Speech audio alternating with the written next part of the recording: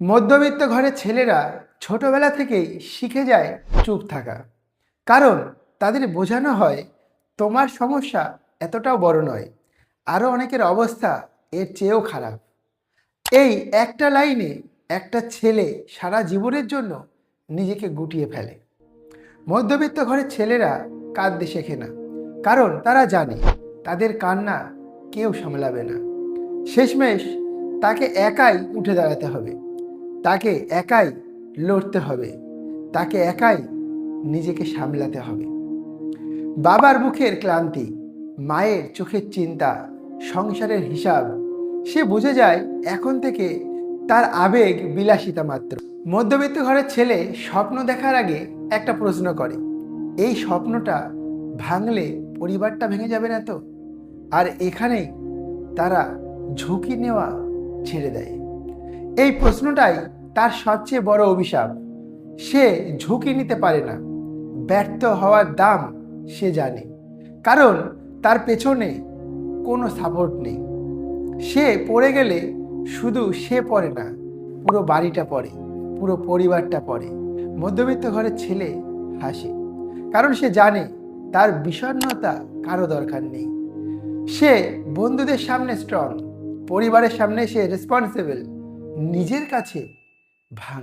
সে সারাদিন অভিনয় করে, রাতে একা হলে নিজের সাথে কথা বলতে ভয় পায়।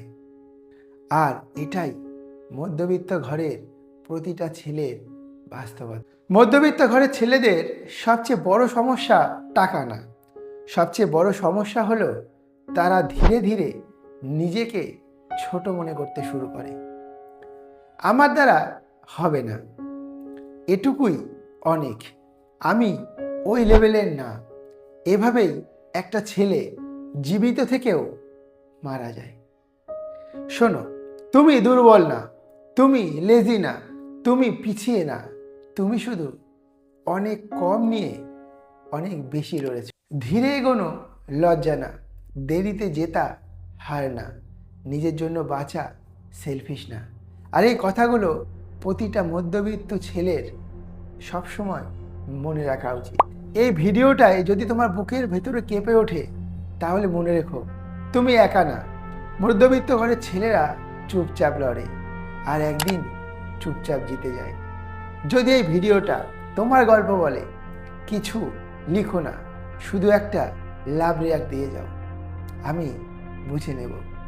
যদি আমার কথাগুলো তোমার সত্যি মনে হয়, তাহলে ভিডিওটা সেই সমস্ত মানুষের সাথে শেয়ার করো যারা আজও মধ্যবিত্ত ঘরে জন্মিয়ে লড়াই করছে, যারা এখনও হার মেনে নেয়নি। আমাদের চ্যানেলটাকে সাবস্ক্রাইব করে আমাদের সাথে থেকো এমনই ইন্টারেস্টিং পাওয়ারফুল ভিডিও পাওয়ার জন্য। দেখা হচ্ছে পরবর্তী কোনো ভিডিওতে। ততক্ষণ পর্যন্ত নিজের খেয়াল রাখো।